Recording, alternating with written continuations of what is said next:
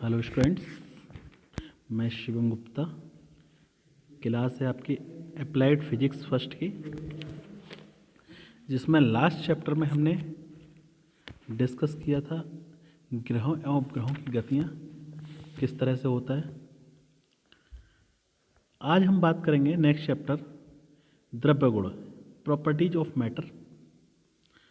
Properties of matter क्या है, यानी द्रव्यों के गुण क्या हैं, क्या होती है स्ट्रेस, क्या होती है स्ट्रेन, लिमिट क्या होती है इलास्टिसिटी की, इन सब चीज़ों पर आज हम डिस्कस करेंगे। तो सबसे पहले हमें पता होनी चाहिए इलास्टिसिटी यानी प्रत्यास्थता क्या होती है। प्रत्यास्थता क्या होती है?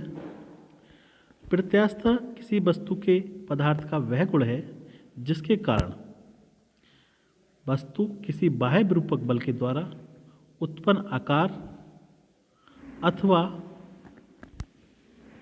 रूप परिवर्तन का विरोध करती है तथा विरूपक बल हटा दिए जाने पर वह अपनी पूर्व अवस्था में आ जाती है। वह अपनी पूर्व अवस्था में आ जाती है। क्या कहलाती है? आपकी इलास्टिसिटी कहलाती है। यानी कि प्रत्यास्थता वह फोर्स है, अगर हम किसी भी पदार्थ पर लगाते हैं तो वह अपनी शेप को चेंज कर दे तथा फोर्स हटाने के बाद वह अपनी पूर्व अवस्था में आ जाए, तो उसको हम इलास्टिसिटी यानी प्रत्यास्थता कहते हैं। प्रत्यास्थता की यानी इलास्टिसिटी की दृष्टि से पदार्थ को 3 श्रेणियों में रखा गया है।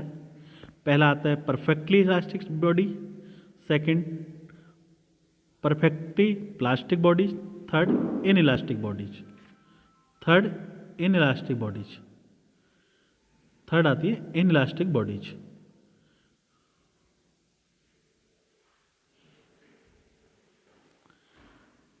परफेक्टली इलास्टिक बॉडीज क्या होती हैं? यानी पूर्ण प्रत्यास्थ पदार्थ और पूर्ण सुगठ्य पदार्थ और अप्रत्यास्थ पदार्थ। पूर्ण प्रत्यास्थ पदार्थ वे पदार्थ होते हैं जो वस्तुएं विरूपक बल हटा लेने पर अपनी पूर्व अवस्था को पूर्णतः प्राप्त कर लेती हैं। वे वस्तुएं पूर्ण प्रत्यास्थ वस्तुएं कहलाती हैं। यानी वे वस्तुएं जो विरूपक बल हटा लेने पर अपनी पूर्व अवस्था में पूर्णतः प्राप्त हो जाती हैं, वे वस्तुएं क्या कहलाती हैं? आपकी प्रत्यास्थ कहलाती हैं। वास्तव में कोई भी वस्तु पूर्ण प्रत्यास्थ नहीं है। व्यवहार में क्वार्टज और फास्फोरस कांसा को पूर्ण प्रत्यास्थ माना जाता है। कांसा को, फास्फोरस को क्या माना जाता है? परफेक्टली इलास्टिक बॉडीज माना जाता है। सेकंड आता है परफेक्टली प्लास्टिक बॉडीज, पूर्ण सुगठ्य पदार्थ। तो जो वस्तुएं विरूपक बल हटा लेने पर भी अपनी पूर्व अवस्था को प्राप्त नहीं करती बल्कि सदैव के लिए शेप चेंज हो जाती है इनकी, वो कहलाती हैं परफेक्टली प्लास्टिक बॉडीज। व्यवहार में कोई भी पदार्थ पूर्ण सुगठ्य नहीं है, परंतु गीली मिट्टी एवं मोम को पूर्ण सुगठ्य पदार्थ माना जाता है। नेक्स्ट आता है आपके इनइलास्टिक बॉडीज। जिन वस्तुओं पर बाह्य बल लगाने से उनका आकार एवं रूप परिवर्तित रहता है, अप्रत्यास्थ पदार्थ कहलाते हैं। ऐसी वस्तुओं में बहुत अधिक परिमाण का बाह्य विरूपक बल लगाने पर भी परिवर्तन इतना कम होता है कि नेग्लिजिबल होता है। व्यवहार में कोई भी वस्तु पूर्ण प्रत्यास्थ नहीं होती, फिर भी लकड़ी और कांच आदि को अप्रत्यास्थ पदार्थ माना जाता है। लकड़ी और कांच को क्या माना जाता है? अप्रत्यास्थ माना जाता है। अप्रत्यास्थ माना जाता है। फिर देख लो दोबारा से, पहले बात करते हैं हम इलास्टिसिटी यानी प्रत्यास्थता क्या होती है। प्रत्यास्थता किसी पदार्थ का वह गुण है जिसके कारण वस्तु किसी बाह्य विरूपक बल के द्वारा उत्पन्न आकार अथवा रूप परिवर्तन का विरोध करती है तथा विरूपक बल हटा देने पर वह अपनी पूर्व अवस्था को प्राप्त कर लेती है। प्रत्यास्थता कहलाती है। प्रत्यास्थता की दृष्टि से पदार्थ को हमने 3 भागों में बांटा है। पहला परफेक्टली इलास्टिक बॉडी, दूसरा perfectly plastic body, third in elastic body.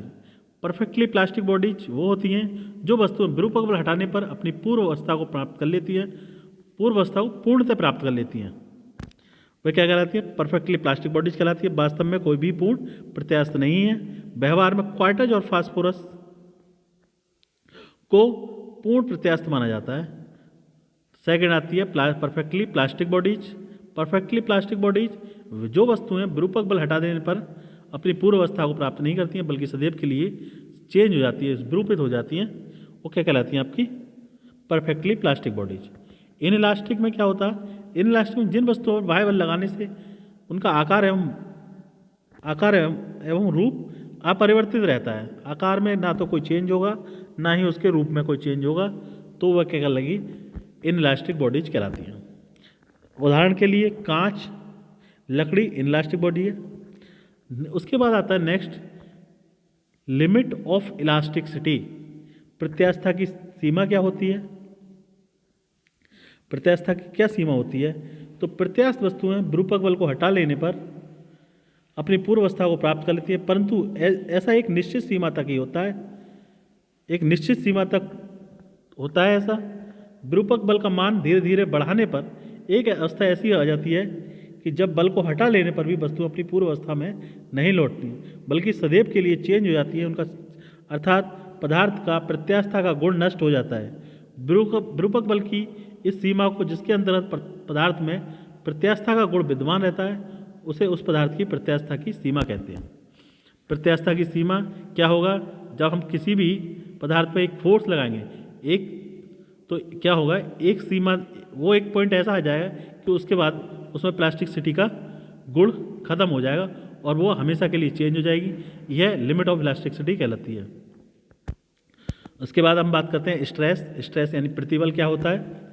प्रतिबल क्या होता है? वस्तु की अनुप्रस्थ काट के एकांक क्षेत्रफल पर, वस्तु की अनुप्रस्थ काट के एकांक क्षेत्रफल पर कार्यरत आंतरिक प्रतिक्रिया बल को प्रतिबल कहते हैं। प्रतिक्रिया बल को प्रतिबल कहते हैं। प्रतिबल का फॉर्मूला होता है बाह्य बल अपॉन क्षेत्रफल। माना किसी वस्तु का अनुप्रस्थ काट का क्षेत्रफल a है, इस पर कार्यरत बाह्य बल F है, तब क्या हो जाएगा, प्रतिबल। प्रतिबल को हम P से डिनोट करते हैं, P = F upon A। F मात्रक क्या होगा इसका, F का न्यूटन, एरिया का मीटर स्क्वायर, यानी न्यूटन प्रति मीटर स्क्वायर हो जाएगा मात्रक। इसकी विमा की बात करें हम तो विमा सूत्र बल की विमा अपॉन क्षेत्रफल की विमा। बल की विमा आपको पता है mlt-2 अपॉन क्षेत्रफल एरिया L², तो हो जाएगा इसका ml-1t-2। ये इसकी विमा हो गई। प्रतिबल, कितने टाइप्स का प्रतिबल होता है? प्रतिबल होता है हमेशा 3 प्रकार का होता है, लॉन्गिट्यूडनल प्रतिबल और नॉर्मल, थर्ड होता है शियरिंग स्ट्रेस या टेंजेंशियल। 3 प्रकार के प्रतिबल होते हैं, longitudinal, normal and shearing stress. Normal stress आपका 2 प्रकार का होता है, tensile stress and compressive stress. Longitudinal stress की बात करें हम, यानी अनुदैर्ध्य प्रतिबल। अनुदैर्ध्य प्रतिबल, जब बाह्य बल किसी वस्तु की लंबाई के अनुदिश, तथा अनुप्रस्थ काट के लंबवत लगाओ जिससे वस्तु की लंबाई में वृद्धि हो, तथा तब वस्तु के अनुप्रस्थ काट के एकांक क्षेत्रफल पर कार्यरत बल अनुदैर्ध्य प्रतिबल कहलाता है। जब बाह्य बल किसी वस्तु की लंबाई के अनुदिश तथा अनुप्रस्थ काट के लंबवत लगा हो जिससे वस्तु की लंबाई में वृद्धि होती है, तब वस्तु के अनुप्रस्थ काट के एकांक क्षेत्रफल पर कार्यरत बल अनुदैर्ध्य बल कहलाता है। मान लिया हमने किसी तार की त्रिज्या r है, उस पर बाह्य बल F लग रहा है, कार्यरत है, तब अनुदैर्ध्य बल क्या हो जाएगा, F अपॉन A। F क्या है आपका, mg, बाह्य बल mg, और एरिया हो जाएगा πr², यानी F अनुदैर्ध्य प्रतिबल हो जाएगा mg अपॉन πr²। सेकंड आता है आपका नॉर्मल स्ट्रेस यानी अभिलंब प्रतिबल। अभिलंब प्रतिबल क्या होता है, जब वस्तु की संपूर्ण सतह पर सभी जगह एक समान बल अथवा दाब तल के लंबवत कार्य करता है, तब वस्तु के आयतन में परिवर्तन होता है, परंतु परिवर्तन रूप नहीं बदलता है। इस प्रकार के एकांक पृष्ठ के क्षेत्रफल पर कार्यरत अभिलंब बल अथवा दाब को अभिलंब बल कहते हैं। माना किसी वस्तु पर आरोपित बल P है, तब अभिलंब बल क्या हो जाएगा, P। यह 2 प्रकार का होता है। यह कितने प्रकार का होता है, 2 प्रकार का। पहला तनन प्रतिबल, दूसरा संकुचन प्रतिबल, यानी टेंसाइल, और दूसरा कंप्रेसिव। जब बाह्य बल के लगने से वस्तु में खिंचाव या तनाव उत्पन्न होता है, तब वस्तु के एकांक क्षेत्रफल पर कार्यरत बल को तनन प्रतिबल कहते हैं। संकुचन प्रतिबल, जब बाह्य बल द्वारा वस्तु में सिकुड़न उत्पन्न हो तब वस्तु के एकांक क्षेत्रफल पर कार्यरत बल को संकुचन प्रतिबल कहते हैं। त्वरण प्रतिबल यानी टेंसाइल स्ट्रेस, जब बाह्य बल के लगने से वस्तु में खिंचाव या तनाव उत्पन्न होता है तब वस्तु के एकांक क्षेत्रफल पर कार्यरत बल को त्वरण प्रतिबल कहते हैं।